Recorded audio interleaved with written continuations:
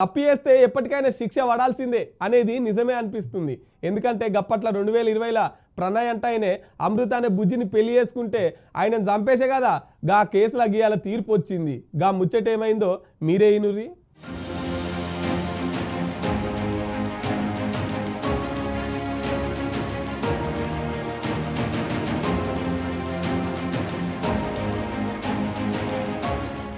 2018ల తెలుగు రాష్ట్రాల సంచలనం సృష్టించిన పరువు హత్య కేసు ఇయాళ్ళైతే తీర్పుకొచ్చింది. అదే 6 సంవత్సరాల క్రింద ప్రణయ్ అమృత ప్రేమించుకొని పెళ్లి చేసుకుంటే అమృత తండ్రి కిరాయి రౌడీలను పెట్టి ప్రణయ్ ని దారుణంగా హత్య చేయించిండు కదా కా కేసు. ఆ హత్య అయితే 2 తెలుగు రాష్ట్రాల సంచలనం అప్పట్ల. అయితే న్యాయం జరగనికైతే 6 సంవత్సరాలు పట్టింది. ప్రణయ్ తండ్రి బాలస్వామి పట్టు వదలకుండా కేసు పెట్టి ఎన్ని ఉడుదుడుకులు వచ్చినా గానీ దాని మీద న్యాయం జరగాలి, పరువు హత్య కేసులు ఆగిపోవాలని చెప్పేసి గట్టిగా పోరాటం అయితే చేసిండు. ఇప్పటికైతే న్యాయం జరిగింది.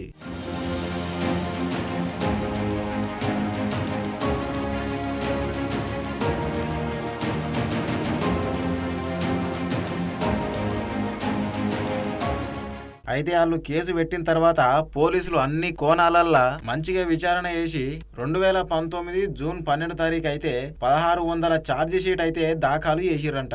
ఇక ఈ కేసులో ఎవరెవరైతే ఉన్నారో వాళ్ళందరికీ జీవిత ఖైదు అయితే విధించిర్రంట. ఇక మెయిన్ గా ఉన్న ఏటు సుభాష్ కి ఉరిశిక్ష అయితే విధించిర్రంట. అయితే ఇన్ని రోజులకు న్యాయం జరిగినందుకు ప్రణయ్ తల్లిదండ్రులు ఆయన సమాధి దగ్గరికి పోయి పాపం ఎట్లా బాధపడుతారో చూడుర్రి.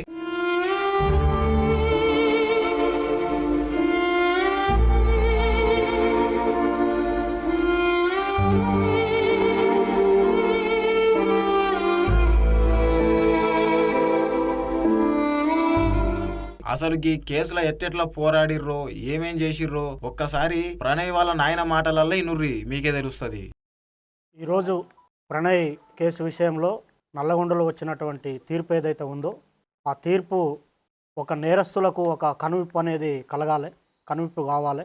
ఎందుకంటే మా బాబు ప్రణయ్ హత్య జరిగినప్పుడు ఇదే చివరి హత్య జరగాలని చెప్పి జస్టిస్ ఫర్ ప్రణయ్ అని చెప్పి చాలా మేము పోరాటం చేశాము. అయితే ఈ ఇన్సిడెంట్ తర్వాత మీ అందరికీ తెలుసు చాలా లాస్ అయిపోయాం మేము. ఇప్పుడు మాకు కొడుకు లేకుండా పోయాడు, అమృతకి భర్త లేకుండా, తర్వాత నా మనవనికి తండ్రి లేకుండా పోయాడు. తర్వాత మారుతిరావు ఆయన అమృత ఫాదర్ ఆయన కూడా సూసైడ్ చేసుకున్నాడు. తర్వాత ఈ ఇందులో ఉన్నటువంటి 7 మందికి సుభాష్ శర్మకి ఉరిశిక్ష, తర్వాత మిగతా 7గురికి 6 మందికి జీవిత ఖైదు విధించడం అనేది జరిగింది. వారి కుటుంబాలు కూడా బాధపడుతూ ఉంటాయి. కాబట్టి ఎవరైతే ఈ సుపారీలు తీసుకొని హత్యలు చేసే వాళ్ళకి ఇది ఒక కనువిప్పు కావాలి. తర్వాత దానికి సహకరించినటువంటి ఎస్పీ రంగనాథ్ గారికి కూడా ఈ సందర్భంగా ప్రత్యేకమైన కృతజ్ఞతలు తెలియజేస్తూ ఉన్నాను. వాస్తవంగా అందరూ మీకు సంతోషంగా ఉందంటారంటే సంతోషం కాదు, ఇది వాస్తవంగా ఏంటంటే నా బాధను ఎవరు తీర్చలేరు, నాకు కొడుకు లేని బాధ ఎవరు తీర్చలేరు. మేము ప్రతినిత్యం బాధపడుతూనే ఉన్నాం. ఎవరన్నా బయట బాబులు కనపడినప్పుడల్లా మా బాని క్లాస్మేట్స్ కనిపించినప్పుడల్లా బాధ ఉంటుంది. కాబట్టి దయచేసి నేను చెప్పేది ఏంటంటే చంపుకోవటం అనేది కరెక్ట్ కాదు. ఇప్పుడు నా మనవడు ఉన్నాడు, మనవడిని కూడా మేము చూసుకోవాలి. మాకు ఎవరి మీద కోపాలు లేవు. ఈ దేశంలో, ఈ రాష్ట్రంలో, ఈ సమాజంలో న్యాయం అనేది ఉందని మరొకసారి రుజువందని తెలియజేసుకుంటూ సెలవు తీసుకుంటాం. అయితే జిల్లా ఎస్పీ రంగనాథన్ సార్ కూడా డిపార్ట్మెంట్ తోని మంచిగా కలిసి పనిచేసి ఇన్ని రోజులకు న్యాయం అయితే అయ్యేటట్టు చూసిండంట. ఒక్కసారి సార్ మాటలు వినుర్రి, మీకు అర్థమవుతుంది. 6 ఏళ్ళ తర్వాత మనం చూస్తున్నాం death sentence to A2 and A3 నుంచి అందరికీ కూడా తక్కిన వాళ్ళందరికీ కూడా లైఫ్ ఇంప్రిజన్మెంట్ ఇచ్చారు. బేసికల్లీ ఇంటెన్సిటీ ఏంది మారుతిరావు అంటే మారుతిరావు చనిపోయాడు, అంటే ఇంటెన్సిటీ ఏంది? మారుతిరావు నేను అంటే యాక్చువల్గా ఆయన చనిపోయినప్పుడు చాలా బాధపడ్డాను యాక్చువల్గా. ఎందుకంటే ఒక తండ్రిగా అతను అంటే బిడ్డ కోసం చేసింది ఉండొచ్చేమో కానీ బట్ అది వేరే చనిపోయిన బిడ్డ కూడా, వేరే చనిపోయిన ప్రణయ్ కూడా వేరే వాళ్ళ కొడుకుగానే మనం తీసుకోవాలి. వేరే వాళ్ళ బిడ్డనిసి నీ బిడ్డని అతను ఒకవేళ పెళ్లి చేసుకోవటం చేసి నీకు ఇష్టానికి వ్యతిరేకంగా చేసినప్పుడు డెఫినెట్గా ఒక తండ్రిగా అతను బాధపడవచ్చు.